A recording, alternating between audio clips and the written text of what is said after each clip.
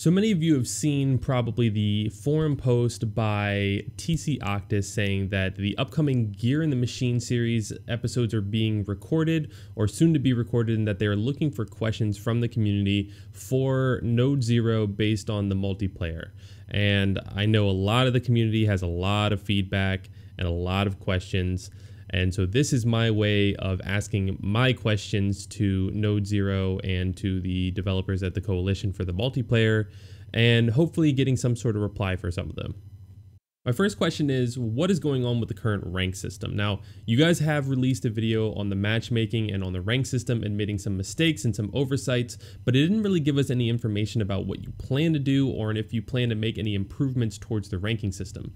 As somebody who has placed Diamond every season out of my placement matches past season 0, I find that I have no drive or no goal or no reason to play current ranked escalation matches, because I have nothing to grind for. I can grind for credits, but that's not really the same, and I can do that in every playlist. I can grind to be higher percentage in Diamond on the website, but it doesn't really benefit me in any way. Why is there no leaderboards or top 100 rank that could give people who actually play ranked and want to have a purpose to play ranked, as well as making the competitive escalation aspect of ranked matches a little bit more actually competitive?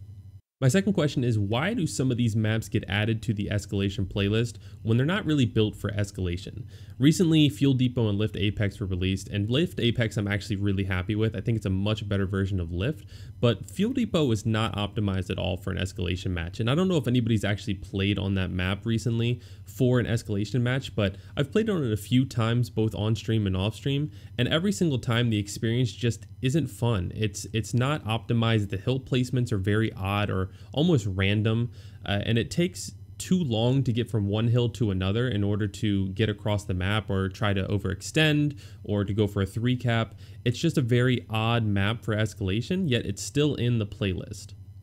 What is actually going on with the pings? We started off with getting pings that seemed unreasonably high, and then we were told that they weren't actual pings just based on connection. They were pings also adding in the delay of the game. Now, that seems very odd, but you know, everybody can accept that since it's what you guys are saying is happening. And then suddenly there was a patch released, and now pings are unrealistic slash just plain out untrue. You're seeing players in multiple matches or competitive matches going with 0 ping, which is physically impossible to achieve. So what is actually going on to the ping? Are we just given random numbers? Are we given guesstimates? What does these ping numbers actually mean, and how real are they? As much as I would love to bring up the difference in core and competitive and how odd of a decision it feels towards us as the community, I feel like that's been mentioned enough, so I'm not going to talk about that too much. What I'm going to talk about is the different game types available to the different tunings, and why we can't play game types like King of the Hill or TDM in game tunings like competitive, or vice versa. Why can't core tuning players play escalation? It seems like if you're going to divide the game in two, which is what effectively happened by doing a core tuning and a competitive tuning, you have to be able to offer the different game types to both tunings. Now, as somebody who hates core tuning and will only play competitive tuning, I love King of the Hill. I do want to play Team Deathmatch, but it's not available to me unless I want to suffer through core tuning where shotguns are shooting me from unrealistic ranges and killing me, which is also something that's happening in competitive tuning at the moment, but I'll save that for the next question. My current question is, why is this a thing, and why am I not able to play King of the Hill or Team Deathmatch in competitive tuning? Segueing off the last question, what is going on with the current competitive tuning in terms of headshot ranges for the shotgun? It seems like recently the shotgun has been tweaked a lot, which is true, and we've kind of found like a healthy balance in 2.5 or what the current competitive tuning is, but for some reason shotgun headshots are way too far. The other thing I've noticed in my own testing is that the shotgun and the melee range of the shotgun are supposed to be the same for chunking and melee, but the real answer is it's not. I've done testing on my own, and the shotgun chunk range is actually quite further than the shotgun melee range. You can actually see that in some of my other videos where I test the cringe of the shotgun and how that affects your shot going into the ground.